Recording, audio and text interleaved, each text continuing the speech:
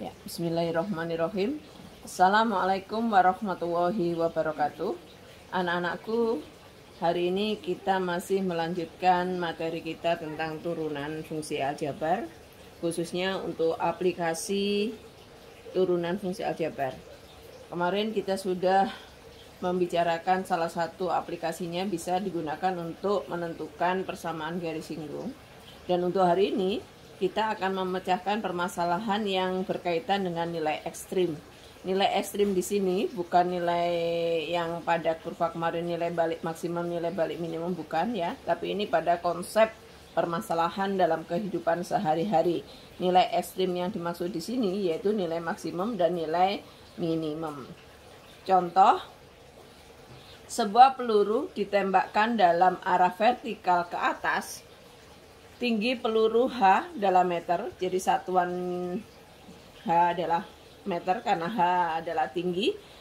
Setelah T detik dirumuskan dengan HT sama dengan 160 T min 4T kuadrat. Pertanyaannya, tentukan T agar H mencapai maksimum.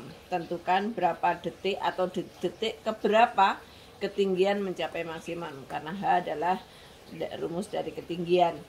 Yang B, tentukan nilai H maksimum. Berapakah H maksimumnya? Oke, kita coba. Untuk rumus ketinggiannya, HT sama dengan 160T min 4T kuadrat. Maka turunan dari H atau H aksen T kita turunkan. 160T, kalau kita turunkan 160, min 4T kuadrat kita turunkan 4 kali min 4 kali 2 min 8. T kuadrat pangkatnya turun 1 menjadi T saja, sehingga H aksen T atau H turunan pertama dari H adalah 160 min 8T. Agar H mencapai maksimum, maka harus dengan syarat H aksen T sama dengan 0. Kayak kemarin, ini letak stasioner ya. Kemarin kurva, pada saat kurva itu stasioner, maka F aksen X-nya harus sama dengan 0. Begitu juga pada ini, H akan ketinggian maksimum pada saat H aksen sama dengan 0. Oke. 160 H aksennya tadi 160 min 8T itu kita sama dengan kan 0, sehingga min 8T sama dengan min 160, T sama dengan min 160 dibagi min 8 sama dengan 20. Siapa 20 ini? Detik. Artinya detik ke-20, maka H itu mencapai maksimum. Jadi H mencapai maksimum pada saat T sama dengan 20 detik. Ya. Iya. Berikutnya kita akan jawabkan soal yang nomor 2. Tentukan nilai H maksimum. Artinya berapakah ketinggian maksimumnya? Nah, di sini kita harus tahu pada T keberapakah H itu maksimum. Oh, pada T ke-20. Sehingga untuk mencapai nilai H maksimum, maka kita akan memasukkan nilai T yang 20 ke dalam persamaan HT. H maksimum sama dengan 160T min 4T kuadrat. Ke persamaan awal 160T min 4T kuadrat, karena ini adalah rumus ketinggiannya, rumus untuk H-nya, tingginya gitu, rumus tingginya pada setiap T berapakah. Nah, tadi sudah dikatakan kalau T20 H itu akan maksimum. Nah, berarti pada saat T kita masukkan 20, maka tingginya nanti akan menjadi tinggi maksimum. 160 T dikurangi 4T kuadrat, kita masukkan T-nya 20, 160 kali 20 ya, 3200 dikurangi 4 kali 20T kuadrat. 20T kuadrat adalah 400 kali 4 1600, 3200 dikurangi 1600 hasilnya 1600 meter. Jadi nilai H maksimum adalah 1600 meter ini. Oke, ini contoh-contoh permasalahan yang berkaitan dengan kemaksimum, nilai ekstrim, nilai maksimum dan nilai minimum.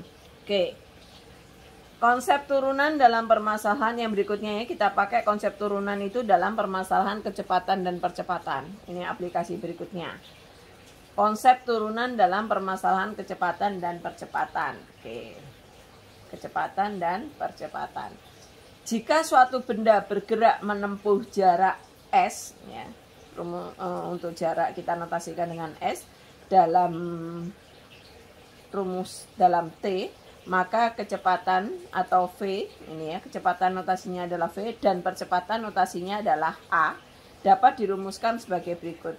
Kecepatan benda saat T detik atau S aksen ini turunan pertama dari S. V atau kecepatan sama dengan turunan pertama dari S ds per dt. Ya, ini rumusnya. Jadi V adalah turunan pertama dari S. S itu adalah jarak tempuh, ya, jarak tempuh. Jarak tempuh adalah S.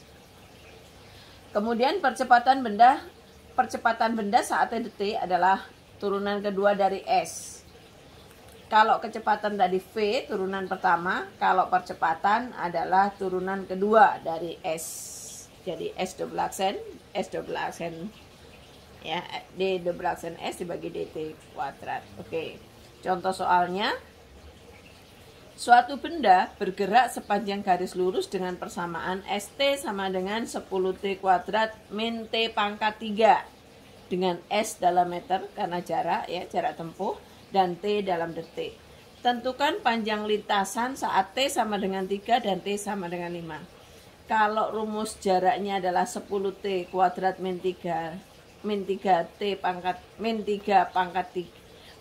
pangkat 3 ya, saya ulangi. Jika rumus jarak tempuhnya ST sama dengan 10T kuadrat min T pangkat 3, min T ini min T pangkat 3 ya, min T pangkat 3. Tentukan panjang lintasan saat T sama dengan 3 dan T sama dengan 5. Ini pertanyaan pertama. Pertanyaan keduanya, tentukan kecepatan dan percepatan saat T itu sama dengan 2 detik. Pertanyaan ketiga, tentukan T saat benda tidak bergerak. Oke, ya. Kita akan coba satu persatu. Untuk yang pertama, tentukan panjang lintasan saat T sama dengan 3 detik dan 5 detik. Kalau rumus T-nya 10T kuadrat min T pangkat 3, maka kita akan substitusikan nilai T sama dengan 3 dan nilai T sama dengan 5 pada rumusan ini. Sehingga untuk menjawab yang A, ST sama dengan 10T kuadrat min T pangkat 3. Kalau T-nya sama dengan 3, maka S3 ya, kita ganti T-nya 3. S3 sama dengan 10 kali 3 kuadrat min 3 pangkat 3. 3 kuadrat adalah 9 kali 10, 90 dikurangi 3 pangkat 3 adalah 27, maka 90 dikurangi 27 hasilnya adalah 63 meter. Artinya pada saat T itu 3 detik, jarak tempuhnya adalah 63 meter. Oke. Kemudian berapakah jarak tempuh pada saat T 5 detik? T 5 detik, kalau 3 detik 63, maka untuk T 5 detik kurang lebih harus lebih besar ya. Oke, kita coba. T sama dengan 5. S5, berarti di sini S5 ya. S5 sama dengan 10 kali 5 pangkat 2 dikurangi 5 pangkat 3. 5 kuadrat 25 kali 10 250 dikurangi 5 kuadrat 125. 250 dikurangi 125 sama dengan 125 meter. Oke, pada saat 3 detik adalah 63 dan pada saat 5 detik 125. Oke. Ya, kita lanjutkan. Untuk pertanyaan yang berikutnya adalah tentukan kecepatan dan percepatan pada saat T sama dengan 2. Kalau rumus ST-nya tadi 10T kuadrat min T pangkat 3, kita coba cari kecepatan saat T sama dengan 2 detik. Kecepatan tadi adalah turunan pertama dari jarak tempuh. Jadi ini kita turunkan. 10T kuadrat kita turunkan 20T min T pangkat 3 kita turunkan min 3T pangkat 2. Kita masukkan T-nya 2. 20 kali 2 dikurangi 3 kali 2 pangkat 2. 20 kali 2 adalah 40, dikurangi 3 kali 2 kuadrat. 2 kuadrat adalah 4 kali 3, 12. 40 dikurangi 12 sama dengan 28 meter per detik. Ya, itu untuk kecepatannya. Pertanyaan berikutnya, berapakah percepatan? Kalau tadi kecepatan, sekarang percepatan. Berapakah percepatan saat T sama dengan 2 detik? Percepatan adalah turunan kedua dari S. Jadi ini turunan pertama. Kita turunkan lagi, 20T turunkan lagi 20, 3T kuadrat 6T. Jadi min 3T kuadrat min 6T. Kemudian kita masukkan T-nya sama dengan 2. 20 dikurangi 6T sama dengan 20 dikurangi 6 kali 2. 20 dikurangi 6 kali 2, 12. 20 dikurangi 12 sama dengan 8 meter per sekon kuadrat kalau percepatan. Oke? Ya. Untuk yang terakhir, pertanyaannya adalah tentukan di detik keberapa atau T berapa saat benda tidak bergerak. Artinya kalau benda tidak bergerak itu benda diam atau berhenti gitu ya.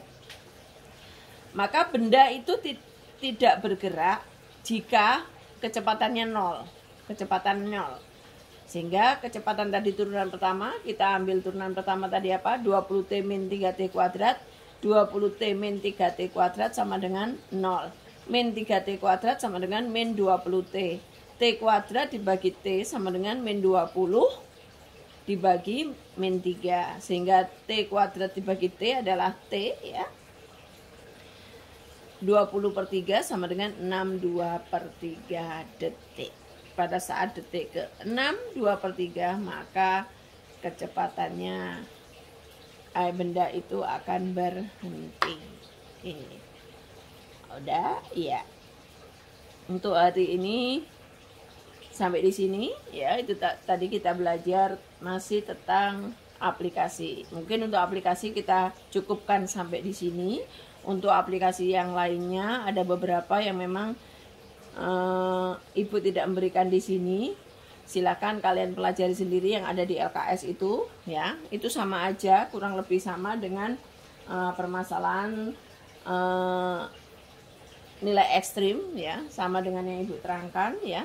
Jadi kemudian insya Allah minggu depan kita akan mulai pembelajaran berikutnya, latihan soal. Kita nanti akan bahas beberapa soal ya. Silakan untuk materi hari ini yang memang kurang paham, silakan ditanyakan, silakan japri. Dan sekali lagi Ibu terus memberikan motivasi untuk selalu latihan soal-soal yang ada di LKS. Ambil soal-soal atau cari soal-soal yang sesuai dengan materi yang telah Ibu ajarkan, dicoba supaya nanti kalau pas latihan atau pas ulangan sudah lancar ya. Oke. Untuk hari ini sampai di sini. Kurang lebih mohon maaf dan Ibu akhiri. Assalamualaikum warahmatullahi wabarakatuh.